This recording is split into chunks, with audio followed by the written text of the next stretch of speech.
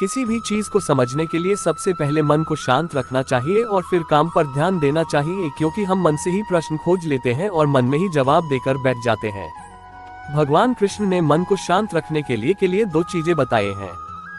एक शहर, बोधि वृक्ष, अध्यात्म, धर्म, चुनाव, राज्य, मनोरंजन, लाइफस्टाइल, दुनिया, खेल, business, tech, COP 28, speaking tree, दिल की बात, Shri Ganesh, pets, top rated products, प्रवचन, बोधि वृक्ष, आरती भजन, प्रेरक प्रसंग, Hindi news, astro, spirituality, speaking tree. Lord Krishna has told 2 ways to calm and stabilize the mind। मन को शांत और स्थिर करने के लिए भगवान कृष्ण ने बताए हैं 2 उपाय।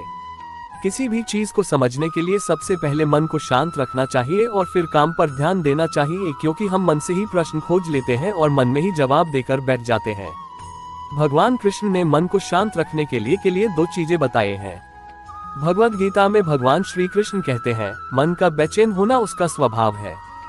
हमारे मन को लगता है कि अगर वह अलग अलग बातों के बारे में सोचता रहेगा तो हमें आने वाली हर मुश्किल और मुसीबत से बचा लेगा, पर ऐसा होता नहीं है।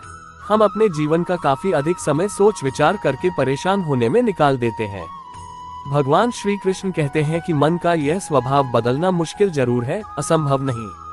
अच्छा, अब आप एक बात बताएं, क्या आप कौए को कह सकते हैं कि वो कांव कांव की आवाज ना करे? या फिर क्या आप किसी मेढक को कह सकते हैं कि वह पानी देखते ही ऊंची छलांग ना मारे?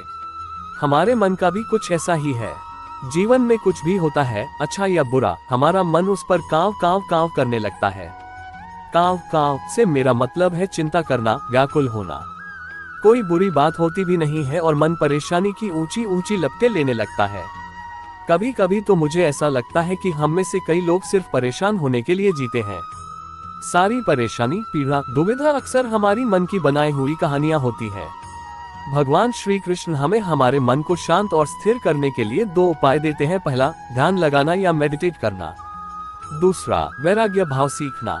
अब ध्यान या मेडिटेशन शब्द सुनते ही आप में से कई लोग कहेंगे कि आप आंख बंद कर सांसें अंदर बाहर नहीं ले सकते। यहाँ हम सब गलती कर बैठते हैं। मेडिटेशन या ध्यान का मतलब सिर्फ आंख बंद कर बैठना नहीं होता। मेडिटेशन का मतलब होता है अपना पूरा ध्यान किसी चीज पर लगाना और उसे हटने नहीं देना। अगर आप रोटी बना रहे हैं तो सिर्फ उस बात पर ध्यान दीजिए। अगर आप पिक्चर देख रहे हैं तो अपना पूरा ध्यान पिक्चर पर लगाएं। यह मत सोचिए कि पिक्चर देखकर आप अपना कितना वक्त बर्बाद कर रहे हैं। जब आप जीवन के हर छोटे बड़े काम को पूरे ध्यान से करते हैं तो आपका जीवन ही एक मेडिटेशन बन जाता है। ऐसे जीवन में शांति, स्थिरता, साहस और सफलता का होना अनिवार्य है। वैराग्य भाव दूसरा उपाय। वैराग्य का अर्थ यह नहीं कि आप सब कुछ छोड़कर जंगल में जाकर बैठ जाएं। वैराग्य का सच्चा अर्थ है कि आप जो काम कर रहे हैं उसका क्या नतीजा या रिजल्ट निकलेगा उसकी चिंता ना करें। जैसे अगर आपने कोई इंटरव्यू दिया, आप यह कर सकते हैं कि पूरे मन से तैयारी करें और अपना बेस्ट देकर आ जाएं। वह नौकरी मिलना या ना मिलना आपके हाथ में नहीं है। इस नतीजे के पीछे अलग अलग चीजें हैं जो आपके बिल्कुल कंट्रोल में नहीं। तो जिस चीज के बारे में आप कुछ कर नहीं सकते, उसके बारे में चिंता भी ना करें। यही वैराग्य का सच्चा मतलब होता है। और यही है भगवान श्री कृष्ण का दूसरा उपाय, मन को चिंता की लपटों से बचाने का। याद रखिए, आप पूरे के पूरे इंसान हैं। समझदारी, संयम और कुशलता से भरे इंसान। आपका मन जब भी कोई की तरह अलग अलग बातों पर आपको परेशान करने लगे, तब अपने मन को भी प्यार से समझाए और शांत कर लीजिए। बस अपने ऊपर विश्वास रखिए कि आप कभी अपना बुरा नहीं होने देंगे।